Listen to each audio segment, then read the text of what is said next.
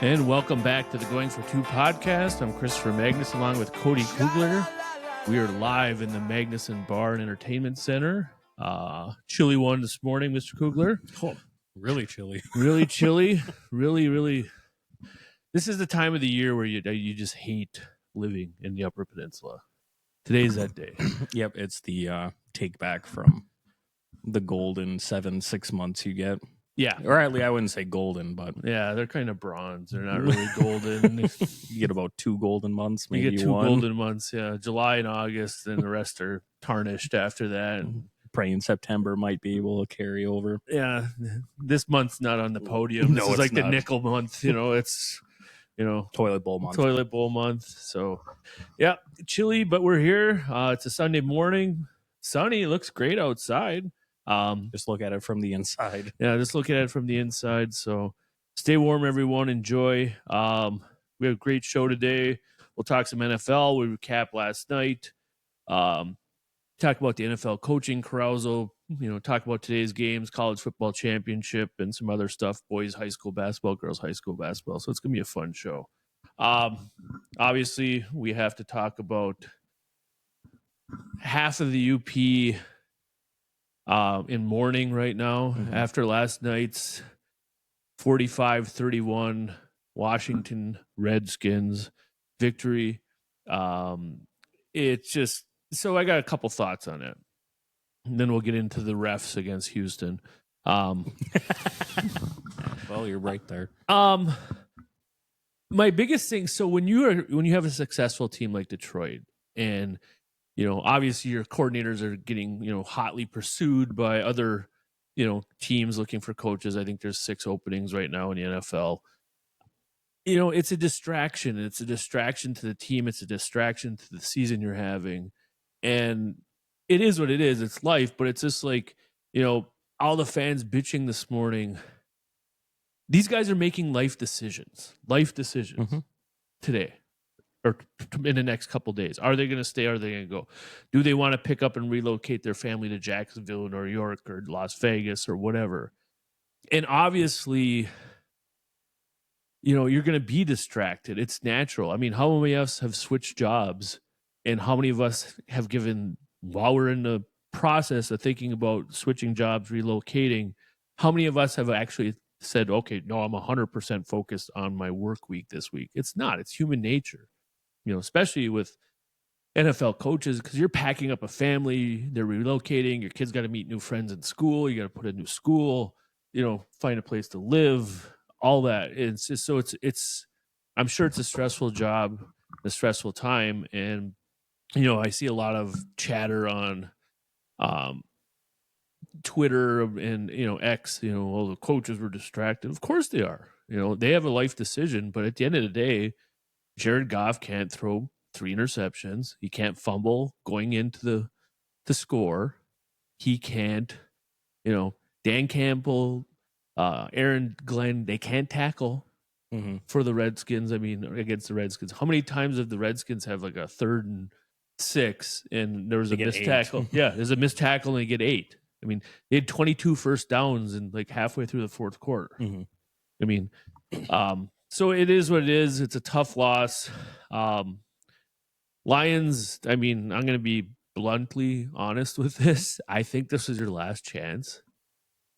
It's going to go to the Super Bowl. I really do. I think you're losing both coordinators. I think you're losing, and it's just the edge of the team. And, Goff is going to be 29, I think now. I mean, and he's had a history of playoff.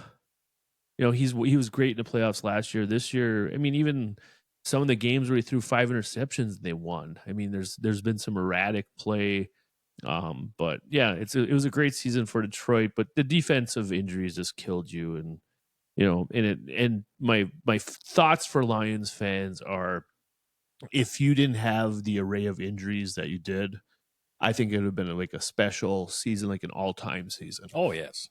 I'd agree with you completely. And then also, like, with the pressure of coaches or the lack of commitment, the media says, you're looking at it just from right now. This has been in the back pocket since the end of last season for these two coordinators. I mean, at least they have the opportunity to where, you could, down the Lions on saying this, but, your team could be, one of the teams where the coaching staffs got fired. Yeah. They're doing the same exact thing, except they're just praying that, their season turns around and, depending on that communication with your coach, your head coach, your GM, your owner, it's all the same principle. It's not a very long lifespan for being a coach in the NFL. No, it isn't. And it's, and then they turn into retreads and then they're special teams coordinators or whatever. But, and these two guys have big decisions. I think Aaron Glenn's going to end up at the Jets. That's my prediction. I just can't see the Jets hiring Rex Ryan for a second time. This is retired Rex. Yeah, retired Rex. But with the Lions, it's just the injuries really got to him. I thought, as much as I love Ben Johnson, and if he signed with the Cowboys tomorrow, I'd be thrilled.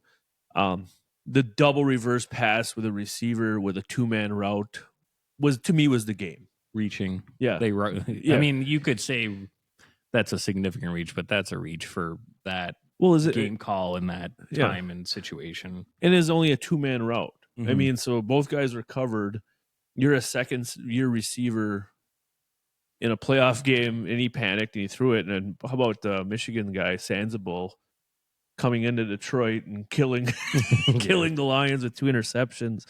But the other thing was their defense, and is interesting. I don't know, I'm on another podcast as well, the bench, and I told my partner, who's a huge Lions fan, I'm like, this is a dangerous game for them. This is a young team that does not care. And those are the worst types of teams that can play you in the playoffs. And, for Washington, the first drive they get stuffed. I hated that call to Mariota. They borrowed it from the Packers with Kraft, and they had Mariota come in, and he was supposed to pitch it, but he just got stuffed and he stumbled, and I hated that call. But, hats off to Washington. That was an impressive performance. They play on. Jaden Daniels, I said was going to be easily the best quarterback in the draft. I'm right on that. Yeah, I am right on that. But yeah, it was a tough way for a lot of, passionate fans, and I feel bad for Lions fans.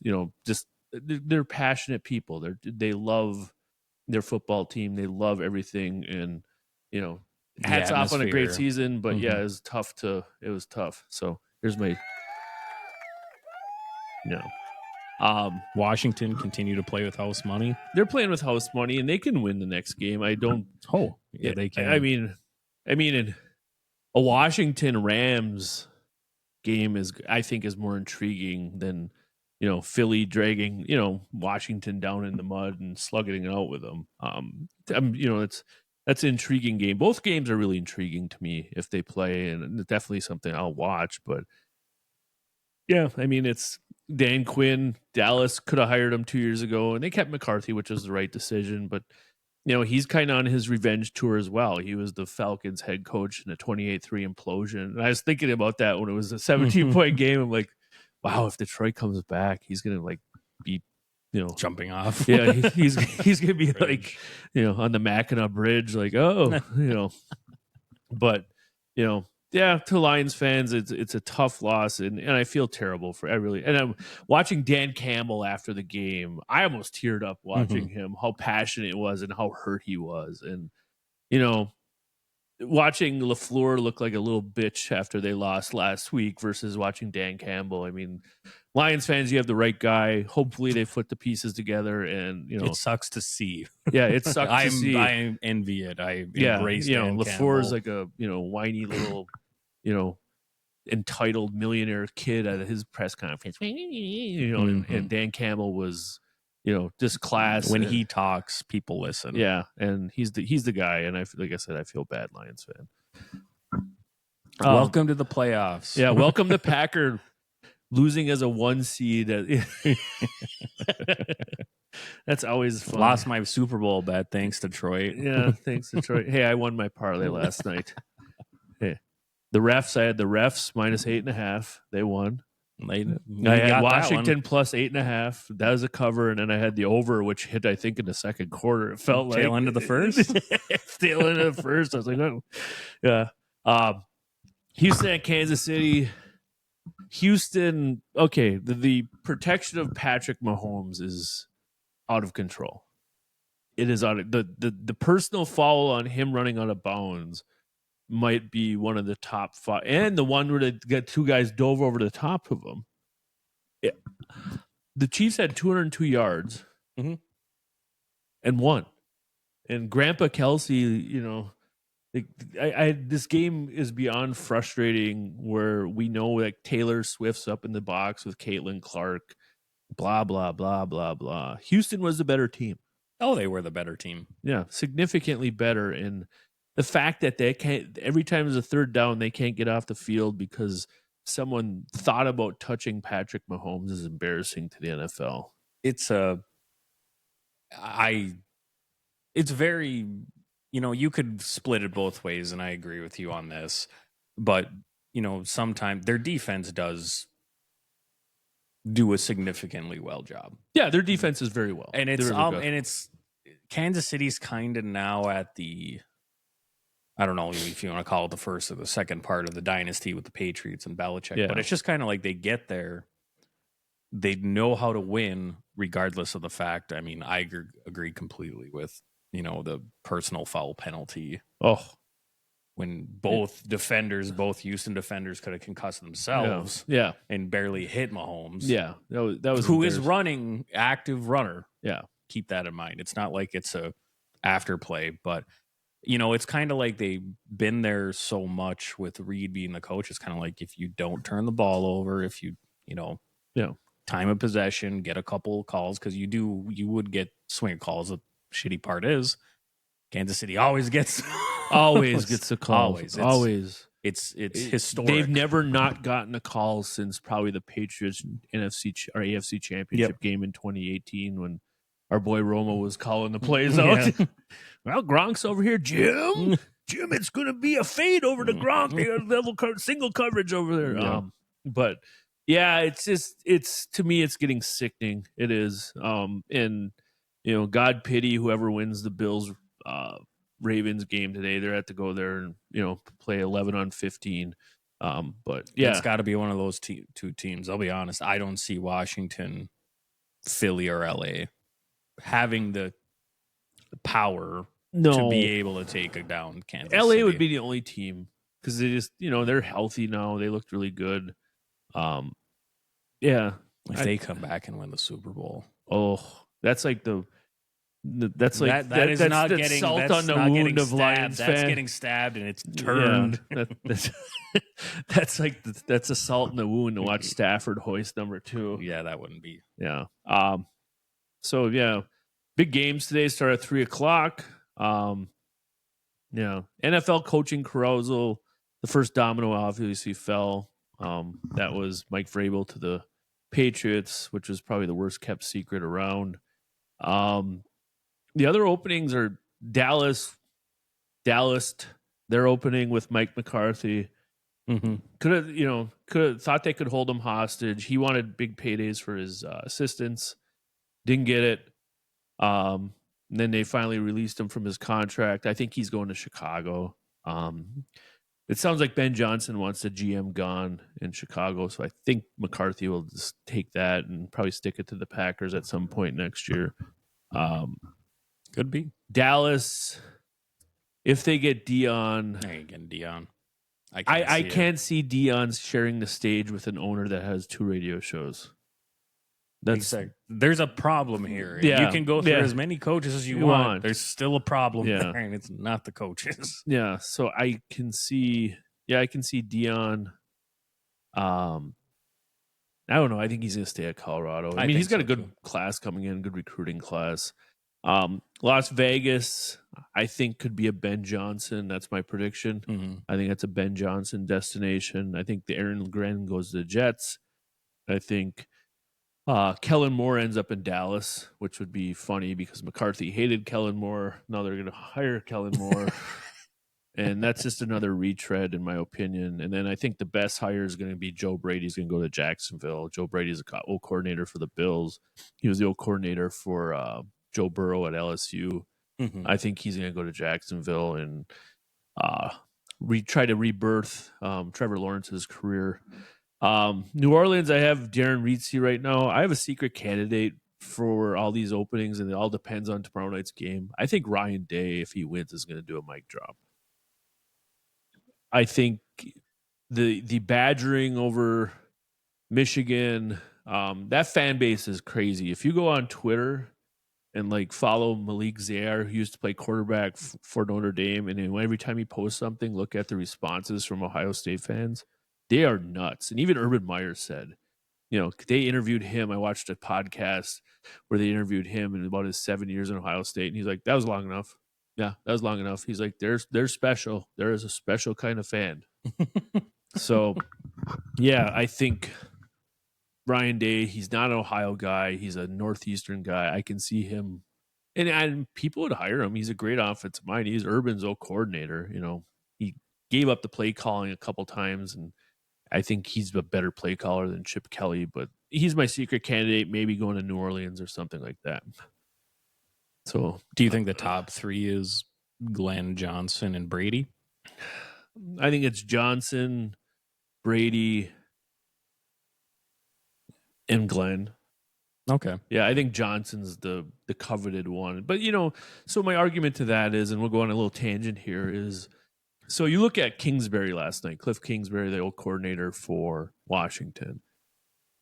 He was Arizona's head coach.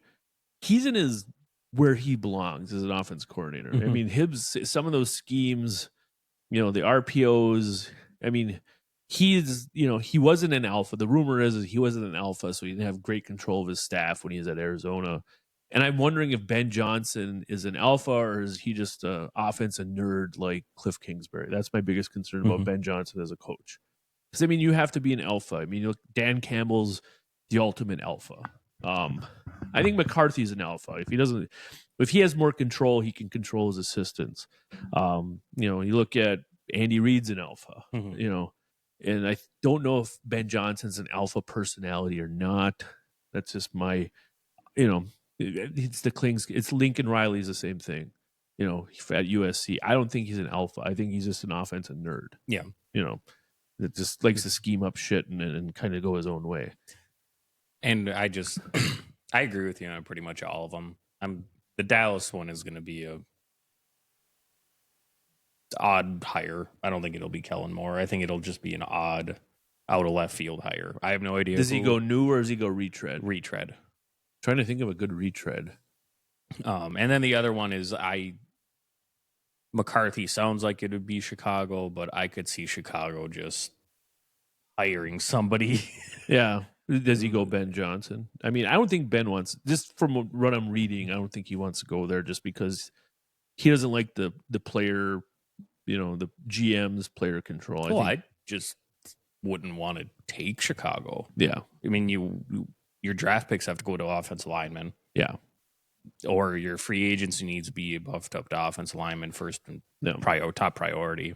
And if they do that, that all depends. Yeah. And then however the injury bug occurs, because that always happens with every team. Yeah. So I don't know.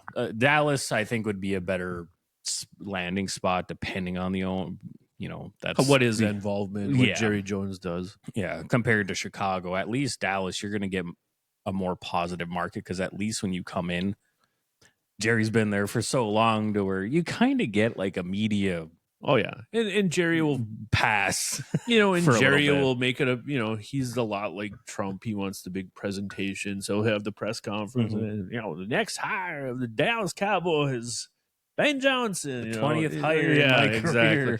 But that's the other thing. So if you're a Cowboys fan like I am, they have had no head coaches rehired since Jimmy Johnson by another team.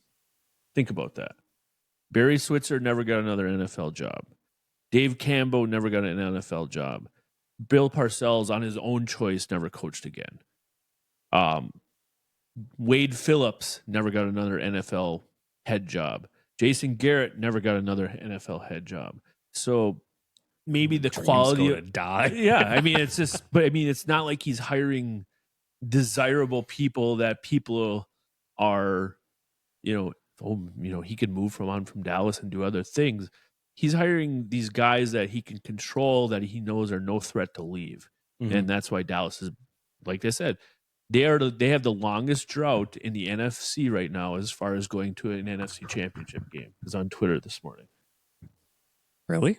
1996 was their last NFC championship game. And everybody's been to it. Everyone's been. Everyone's 49ers, yes. Rams, yes. Saints, yes. Washington? That's what they're doing. They're in. Well, I guess coming up now. Yeah. So now they have the longest. Who do you like today? I gotta go with. I think the Rams are going to win. I do too. They just have to stop Saquon.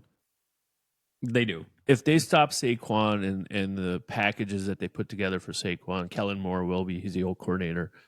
They'll win because Hurts and his receivers are not on the same page. Reading books on the sideline. And how petty is that? Yeah. And I just think that, the Packers move the ball. You just got to score if you're Los Angeles. And you got to take field goals. These road playoff teams that get to the 30 and go for it. Take the points. Hang on. Yeah. Just hang on. Yeah. All these teams go for it. And like last night, that was a big part. I mean, the Redskins, I think, made every fourth down. They did. Except for one. No, the one they got stuffed on Mariota. But the first one. Yeah. After that, it was just like.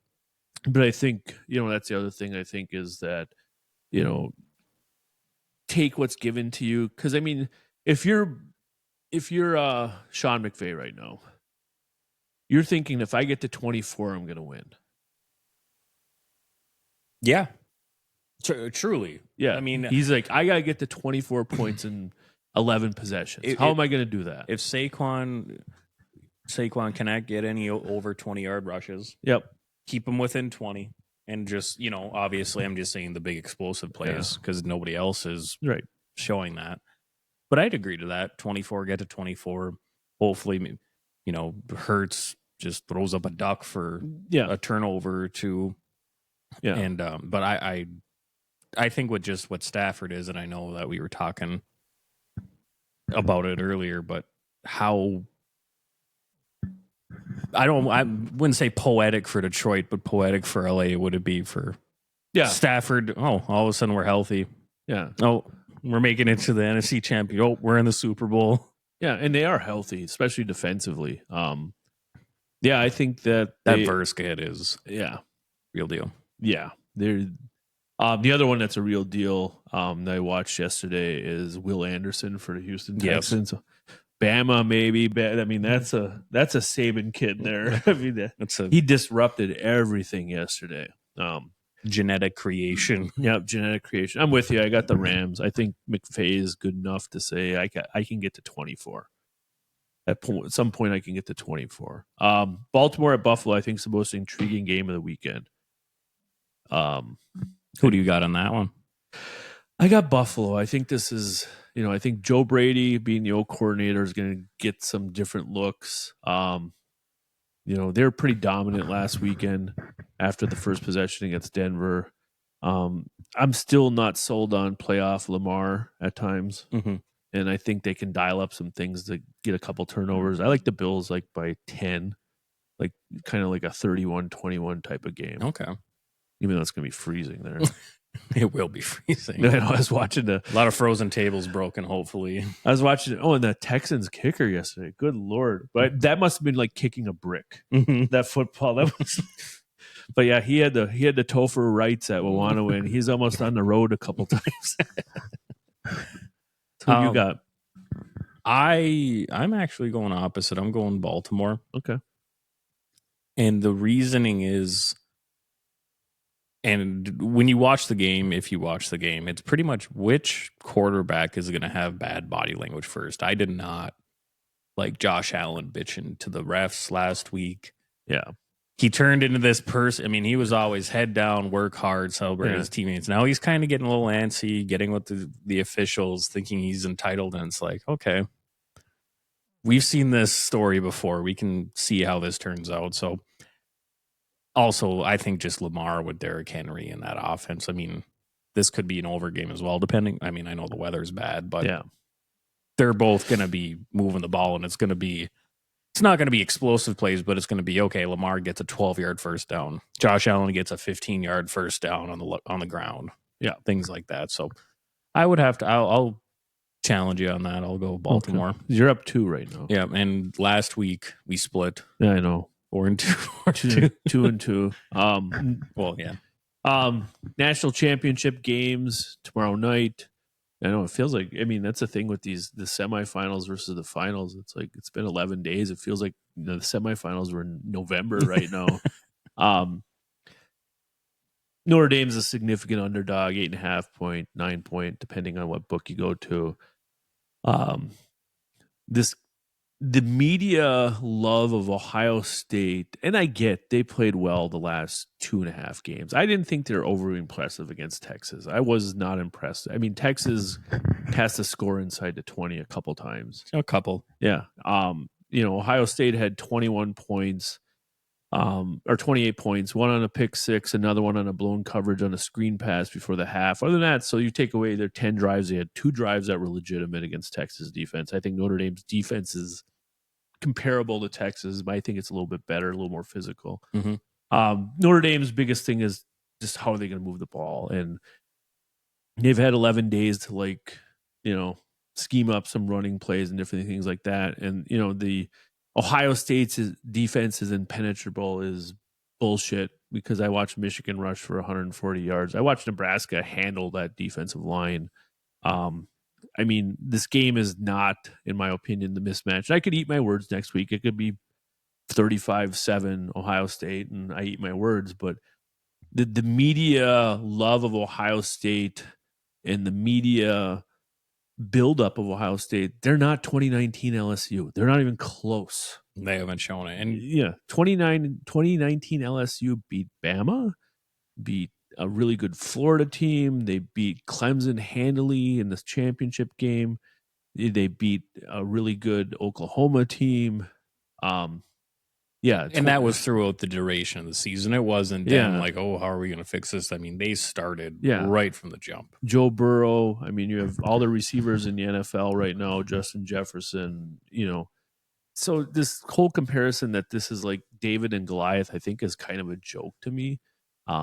I think Notre Dame wins this thing. I think they get a couple of Will Howard turnovers. I think it's going to be like 20-16, 20-17, something stupid like that. But I can see Notre Dame winning this. I just, they've done everything they've at. I mean, if you had told me that Notre Dame, Indiana, which all of a sudden that win at home by 10 looks pretty good after watching some of the other shit that happened in the playoff, going into basically a home game for Georgia in the Superdome, having a delay because of the tragedy in New Orleans, and going there and physically dominating Georgia defensively. And people are like, well, they had a punt return, and that's football. That wins you games. Special teams wins you games. And then I think beating Penn State, everyone's like, well, Ohio State handled Penn State. Penn State had first and goal at a 2-and-in score against Ohio State. Penn State had a 10-point lead, and James Franklin became James Franklin. I mean, I just don't see it as the mismatch that everyone does. What do you think? I would have to agree with you on that. I mean, I know we're both anti-Ohio State, period. Yeah. But Notre Dame, I mean, did you see the report of Northern Iowa's head coach called up Notre Dame? No, I didn't. After Northern Illinois beat Notre Dame, Northern Illinois' coach called, and I'm drawing a blank who's Notre Dame's head coach, but he called him and he's like, do you want to know what we did to beat you? And he said yes. Oh, Northern Illinois. Yeah, Northern Illinois. Yeah. And so he gave him the tread and the blueprint of it. So, this could all just be just a rundown from that, because, I mean, since then they've been, they've been lights out. They've been lights out. So the other thing, Ohio State, and this is where the transfer portal isn't seen enough. You look when college football was college football, and you had players in your system all 4 or 5 years if you redshirted. They know the culture, they know the system, and they know, like, they have the environment around, especially if you're a young underclassman to an older classman, if shit starts hitting the fan. Yeah. So it's like, okay, this is how they overcame the adversity. Yeah. I think that's Ohio State's problem with the transfer portal. Like, you have talent. I understand you have all the talent in the world, but do you respect Ryan Day, especially after the meltdown after Michigan, or is this all just for you? Or is this all collectively, everybody, players meeting or a meeting that they had saying, Ryan Day screwed up? Yeah. He admit that he screwed up against Michigan, clear the slate, and maybe that's where it's going on. But once when you're getting so much hype and so much, stuff, you're supposed to kick the shit out about this team. When you're not the underdog, there is pressure. And as coaches, we've seen that if you're the underdog, and all of a sudden you're telling your players, this is a trap game. Yeah. You have to be ready. You have to be prepared. All the outside advertisements, you can't be involved in that. Yeah. So it all depends on just Ohio State knowing they are the favorite. Can they be the favorite? Yeah. And, and that's the other thing. You've had 12 days of everyone telling everyone how great Ohio State is, how great they are, and it's like, this team has had eggs this year. They lost at Oregon. They should have lost at home to Nebraska. They lost to Michigan. It's not like, the Indiana game was closer than people think. Indiana only gave up 337 yards of offense that game. So, I mean, there is a formula to beat this team. The key, in my opinion, the biggest key for this game is the start of the game. Yes. Notre Dame has to have a good start. If this thing's 14-0, 10 minutes in, it's over. It is over. It is over. It's over because then as a defense, Notre Dame starts guessing, and then it opens up it opens up for explosive plays for Ohio State, and next thing you know, it's like 28-7 at the half. So the beginning of the game to me is the key to this game, in my opinion. I'm wrong on a lot though. So, go Notre Dame. Yeah, I'm still taking Notre Dame. I picked them to win a national championship, and I'm gonna take them. Does Ryan, like I said, we talked about Ryan Day a little bit. I think for him, I mean, at the end of the day, he's he's human being. And for him to have, this much, hate for losing to a rival who is good. I mean, Michigan's won a national championship. They're going to be very good next year. To me, it's like, the fact that everything's on that game. And if I'm Ryan Day and it's like, I can go somewhere else, I can do this. Screw this place. And that's what I would do. Yeah. I mean, you want someone else? Go ahead. You got someone else. Who you're going to get. And that's the other thing. You don't see the behind the scenes actions. And I know we've touched base on this on prior podcasts, but coaches' responsibilities are now added. Not only are you recruiting players that have never stepped on your practice field, you're recruiting your own players that are on your practice field to stay there. Transfer portal, NIL. How much more time management commitment is that going to involve? And to the point, there's coaches that have just said, I ain't doing this. Yeah. This is way too much. I know you get millions and millions of dollars, but your mental psyche has to still be there to coach if everything else is wearing you down. Exactly. Talk a little college hoops. Sparty plays Illinois today.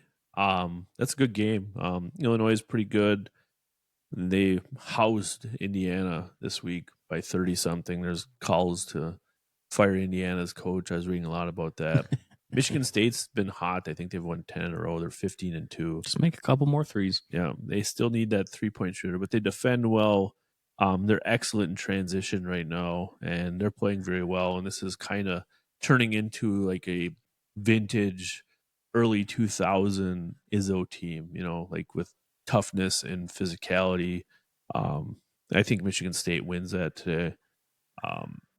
Other teams I've watched, Duke's been pretty good. I watched Michigan. They lost to Minnesota on a buzzer beater the other night. That was, Minnesota's terrible. That was Thursday night. Some other Wisconsin. Did you see Mick Cronin's comment, UCLA's coach? No, I did not. So, obviously with the Big Ten, the new Big Ten, you have, everyone's got to go to Los Angeles and Eugene, Oregon, and Washington. The country 18. The country 18. And someone asked, they blew out Iowa. I think it was Friday night. They blew them out by like 30 points. And they asked Mick Cronin, the coach of UCLA, well, do you think Iowa's at a disadvantage for traveling? And he's just like, gee, to come from Iowa and spend 3 days in 70-degree weather. And he turned around. He's like, put it this way. He's like, I've frozen, seen the Statue of Liberty twice in the last 3 weeks. Playing against Rutgers, obviously. But yeah, he's kind of funny. He's been pointed. He called his team soft and, different things like that.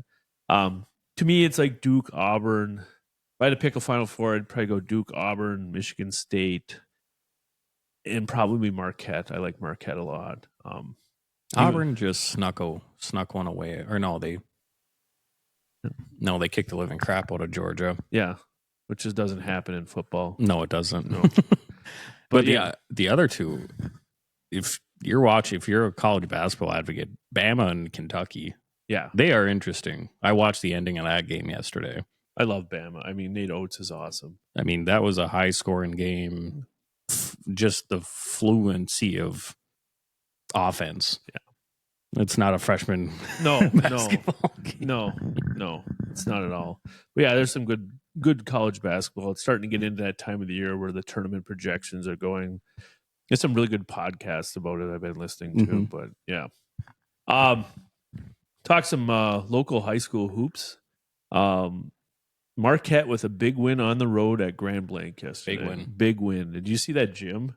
Mm-hmm. Fabulous gym. I mean, like the outline, the black floor with the white, or not the white, but the wood colored mm-hmm. lane and all that. And that was a very athletic, team that Marquette played. And I mean, the McPhee kid is just sick. He is so good. He's turned into a legacy. He is. He scored the first 6 points when I was watching it, and I was like, wow.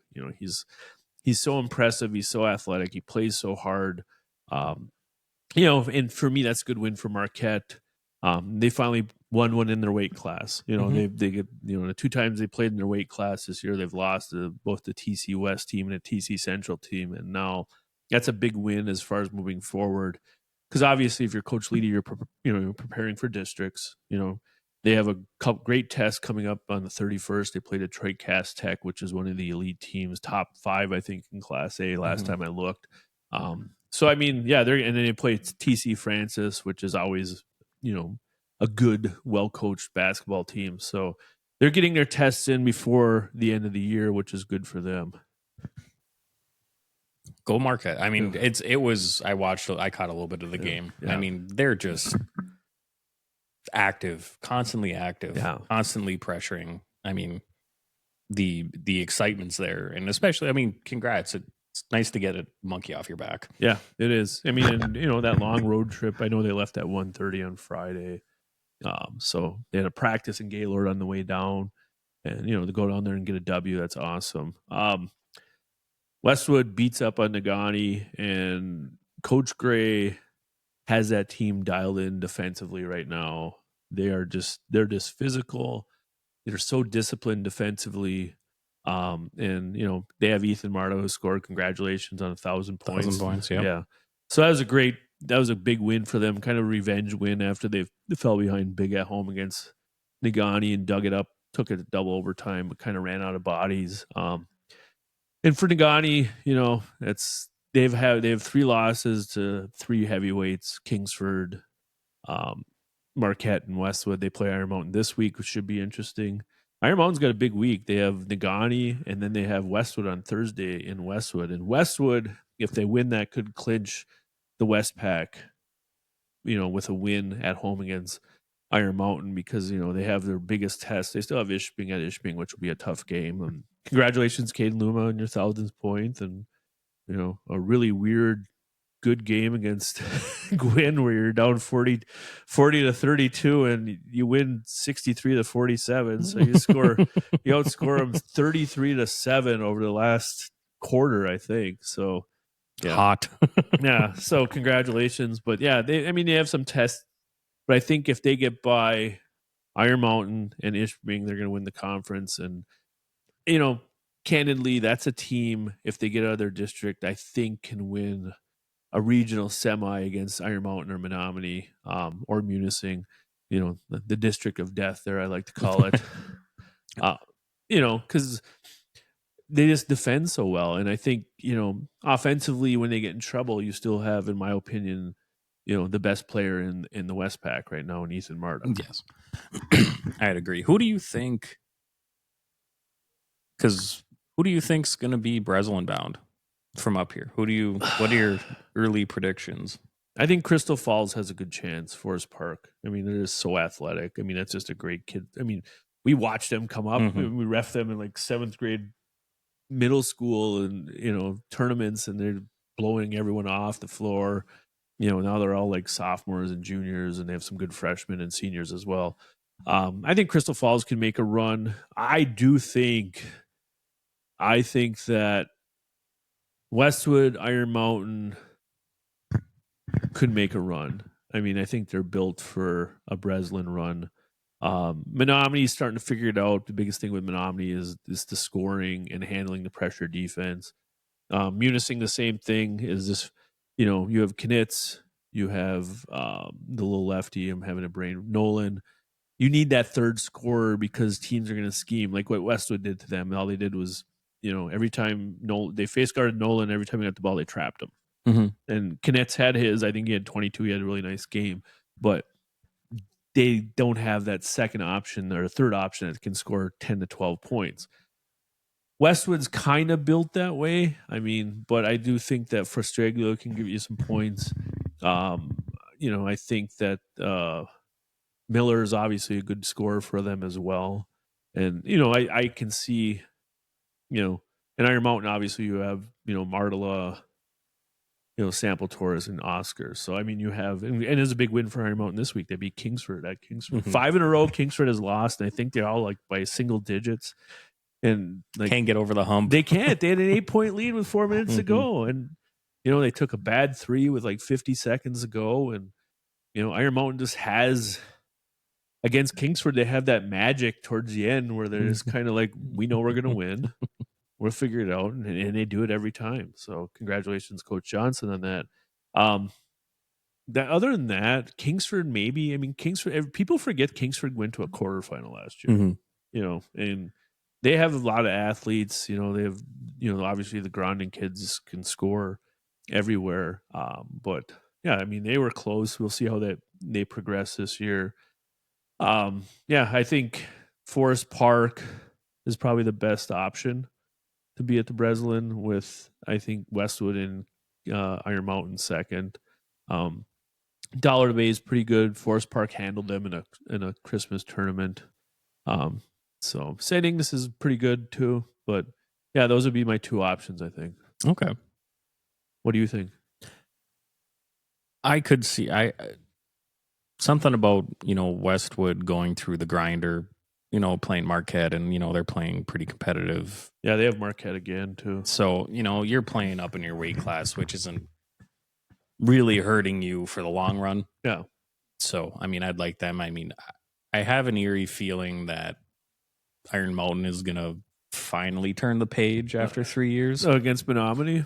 I mean, and they play each other on February 3rd. I think that's going to be a fun game. I mean, in Coach Larson, I talked to him yesterday, and, his group's figuring it out slowly but surely. When you lose, Trevor Theracott, and you lose Kadudi, mm-hmm. I mean, 2 division, kids that are playing college level, football and basketball. I mean, it's tough to overturn that. So, and overcome that. And I think they're starting to find their footing. I can see, I think Iron Mountain will play them well on February 3rd. There'll be a revenge factor, blah, blah, blah, blah, blah. But I mean, the best thing is like, what's the adjustment after that game? Because and the other thing is, the kicker with that is Munising could beat either team in that district. Yeah. Depending on the seeding, like Coach Larson and I were talking about the seeding yesterday, and he's like, we might play Munising on Wednesday, and then winner of us plays Iron Mountain on Friday. So it'll be interesting to see. I called that the district of death. That is so odd. That still is. It's like, okay, Munising could play Menominee in the first round of the playoffs. Yeah. Say that 10 years ago. Yeah. Yeah, exactly. Yeah. One was, Yeah. I mean, just think about that. That's insane. But yeah.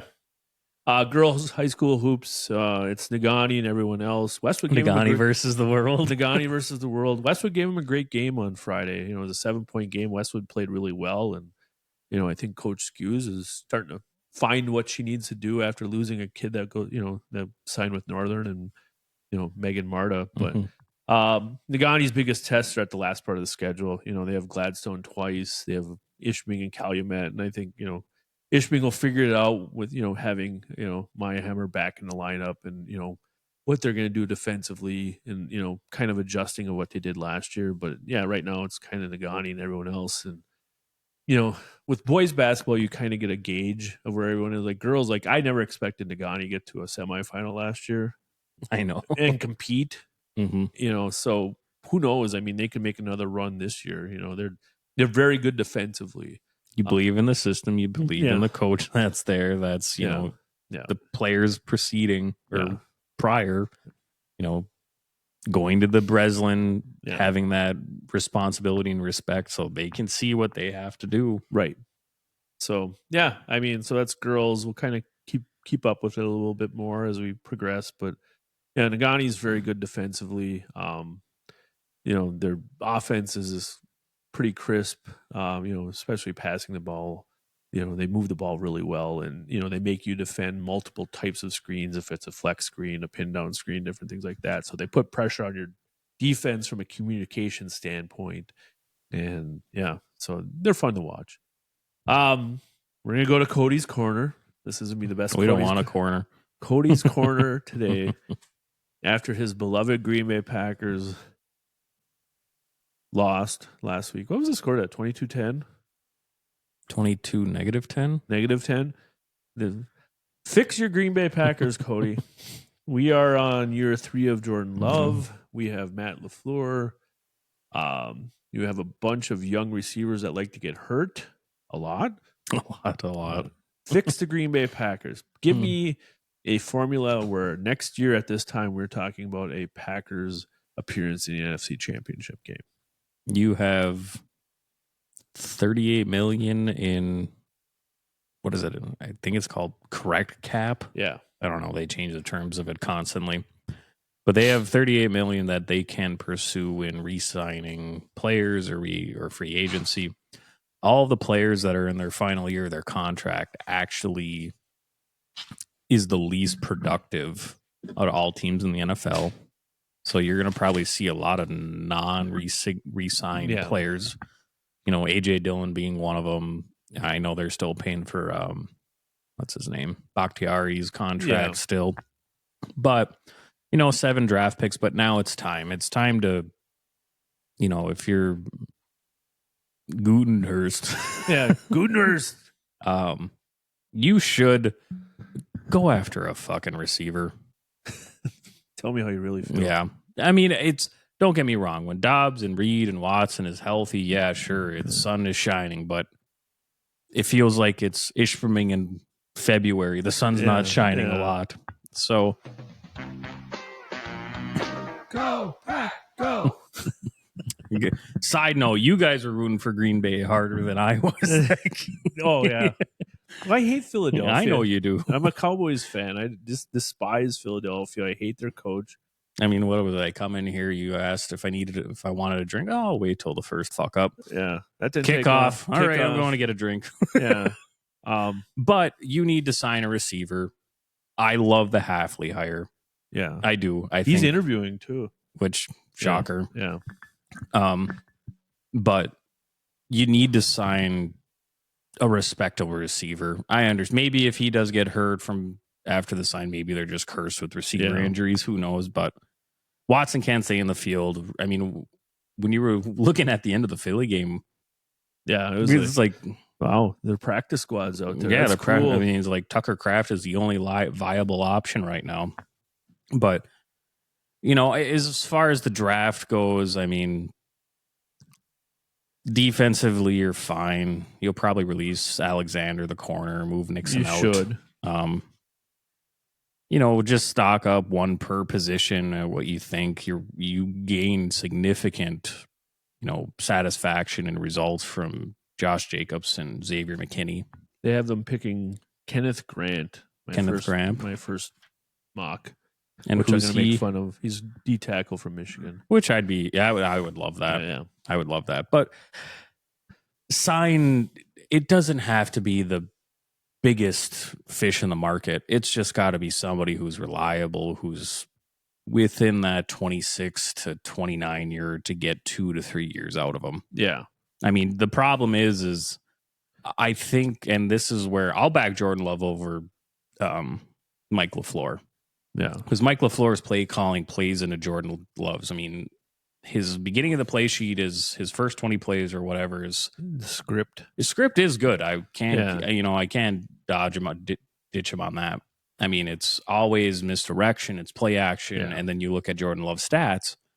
When he's within the play script, he does well. When he boots out, his completion percentages are way better.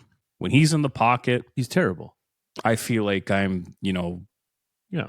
And so you're stranded out in the middle of the Superior and your paddle just broke. So I'm watching Washington last night and I'm like, why doesn't LaFleur do this with Jordan Love?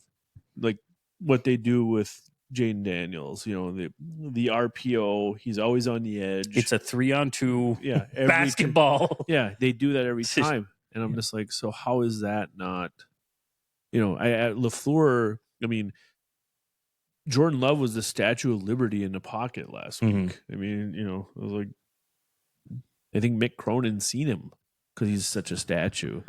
And that goes hand in hand. It's like Jaden Reed is a scat back. Yeah. He's not he can be a deep threat, but it just seems like it's always in the most inopportune times. Dobbs can be good. Back-to-back concussions, not good. Yeah, he's done. Watson with the knee now, I could see that. Yeah, you're right. They need a dependable receiver. And then if you do that, okay, even if it's just one who's healthy, that's at least 2 on him. You have to fill the box for Jacobs and Tucker Kraft. If I hope what he turns into this excellent player. I mean, go get Devontae. Please don't get Devontae. Somebody was telling me, but I was like, no. So fire LaFleur. That's my last one. Fire LaFleur. Yeah, I mean, it's just, and the whole thing is, all these teams except for the Chiefs, which they keep opening their window. You have a window of opportunity where you can get a Super Bowl, make an appearance. And I think Green Bay is still wide open, but it's starting to close a little bit. I don't even think it was open. I think it's open. I think when they're healthy and LaFleur's dialed in, they're a top 4 team. But name me that in the playoffs. I know he's Dallas terrible last year. He was terrible. But he was great against San Francisco last year in the playoffs. He was. He was so bad against Philadelphia. But going back to what we said earlier, to where the comparison between Campbell and LaFleur, when you lose to Chicago and you have an only players meeting after, it's not good. That's not good. I don't care what anybody says about the report. When that happens, that's not good. Yeah. And LaFleur just needs to be an asshole sometimes. You're the leader. You're the face. I don't know if you're allowed to do that anymore. No, probably not. Hurt some feelings. Mm-hmm. Yeah, I would agree with you. That's a good one. So I have to bring this up. So me, I'm a football dork, and one of my favorite things of all time is the NFL draft. And I mean, so this year I'm not going to Green Bay. It's going to be a shit show, literally.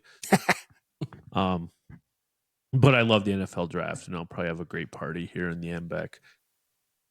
I like looking at mock drafts, and I analyze them. I have my own, like, if any of you listen to our, my other podcast last April, I was pretty good last year with my draft. I thought Daniels was better than Williams. I'm right on that. I thought Malik Neighbors was better than Marvin Harrison. I'm right on that. Killing it. Yeah. So, I mean, some of the draft ratings are overrated in my opinion, but this one takes the cake. So I went to CBS Sports, and they have some really good guys that are involved with the draft. And I looked at the mock draft, and I about threw up. The second pick going to Cleveland, I can't even say this with a straight face, is Jalen Milroe. If Jalen Milroe is the second pick in the draft, you're trying to lose. Trade your stock. You're trying to lose. I mean, this is a guy that couldn't complete a forward pass against Michigan's second team in a bowl. And it's like, I looked at him like, and it's like, it's kind of a reach. It's kind of a reach. And they have the Cleveland Browns drafting him, which is of the perfect, let's sign the massage rapist for 6 years, and then let's take the worst quarterback in the draft with your second pick. It's a Shadour's better. I'm not a Shadour guy. Where's Shadour right now? Shadour, they have him going to the Raiders. Yeah. I mean, the number one pick's Cam Ward, which I'm good. But the other thing they have is they have the Giants trading up for him. I mean, do you think Tennessee is going to relinquish the first pick when they have Will, whatever his name is, the mayonnaise guy, Will Levis, Duke's Mayo, then it's hot.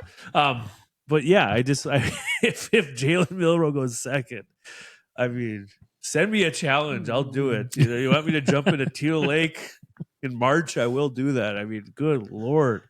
That is a reach. Oh my God. I was like, I kept looking at him like, not 30 seconds, second, Who's the first non-quarterback? Will Campbell, offensive tackle from Tennessee. Third. Travis Hunter's fourth to the Patriots. Will Johnson is fifth from Michigan. Shadour's sixth to the Raiders. The Jets take Mason Graham from Michigan. Michigan's, what's his face is going to be up there shaking hands and kissing babies at the draft.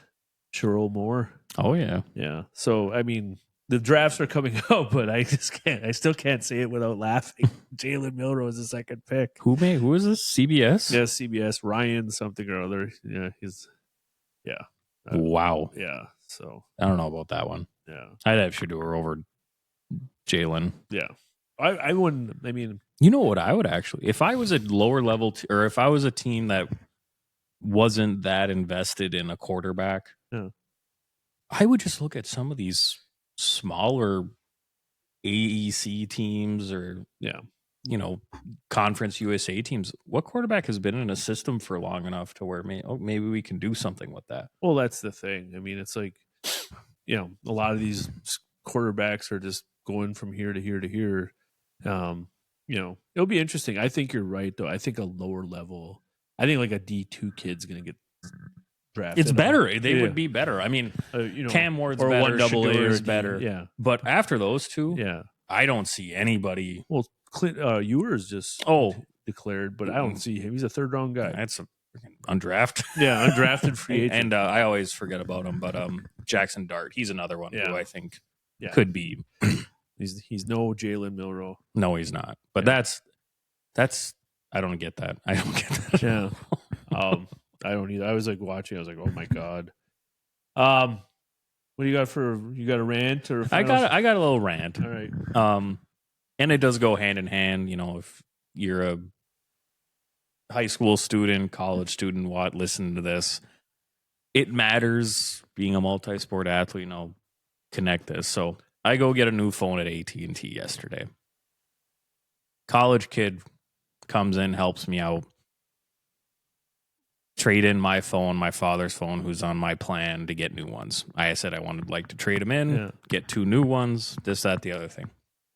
3 hours later, I'm leaving with 4 phones. 4 phones. And shout out to the manager who's there while you're having 2 people staffed on a Saturday at AT&T. No one wants to work. Good call. Yeah. But anyways, she's helping out her customer and me because this guy is in the 10 percentile that shouldn't be employed.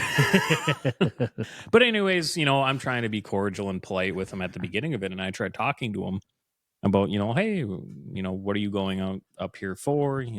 IT. Okay. What'd you do in high school? No, I didn't do much. Did you play any sports? Yeah, I played a bunch of sports, but I quit them all. I didn't like my coaches. They were too hard on me. Oh. And I'm just like, and as he's telling me this, and within the next 20 to 25 minutes later, between the manager going to him and helping him and specifically saying is like, we went over this yesterday. You do know that in front of me. Yeah. It matters to finish a task while you're a student athlete in the high school, doing your homework assignment, even doing a little bit extra. But if your coach raises his voice, it's okay. You don't have to quit because he's seeing something that you're doing wrong and is trying to help you out as a coach. Your school, the school hired him to coach young individuals and to mentor them to be young adults, good young adults. So I move on to this, and this will be my shout out. So I seen 2 weekends ago, I went to go get a Congress pizza, and I seen Hunter Smith. Yeah. Talked to him about it. He decided to go and be an electrician, and he's already done everything. He's 1 year out of high school. Yeah. And we can correlate it. He's one of the hardest workers. Yes. I mean, you tell him to go run through a wall, he'd say, how many walls? Yeah. There is a difference. If you are a kid, it matters once when you're in high school because, you enjoy your friends, enjoy your time at high school. But in the back of your head, it's what's next? Yeah. What do I do next? And if it's you being, a customer service rep at trying to just as a part-time job to get a degree, and you're not doing anything that could suit you correctly for what job you want, you're not going to be successful. No, you're not. No. And I agree 100%. It just blows my mind because you can see the managers are just getting more and more pissed off at him. Oh, yeah. And I'm just here. I mean, heavens forbid if any other of my father, I told my father, so you don't want to be here. It's going to be a shit show. I didn't think it was going to be that much of a shit show, but 3 hours later on a Saturday, 4 phones.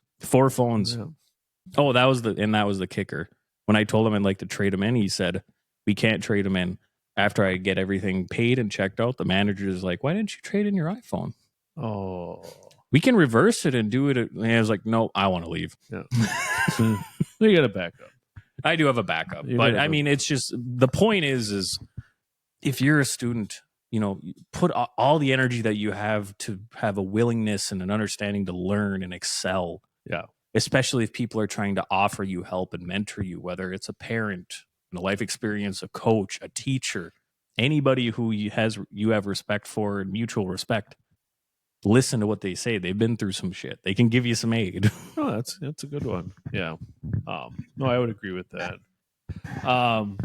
My shout out goes out, obviously a tragic day last Friday. Mm-hmm. So my shout out goes to the Kostreva family.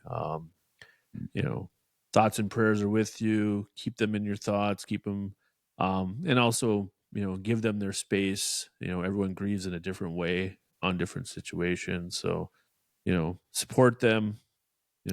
All communities have always been there. Yep. It is a tragedy, but it is a tragedy, and thoughts and prayers, and hopefully they can get some,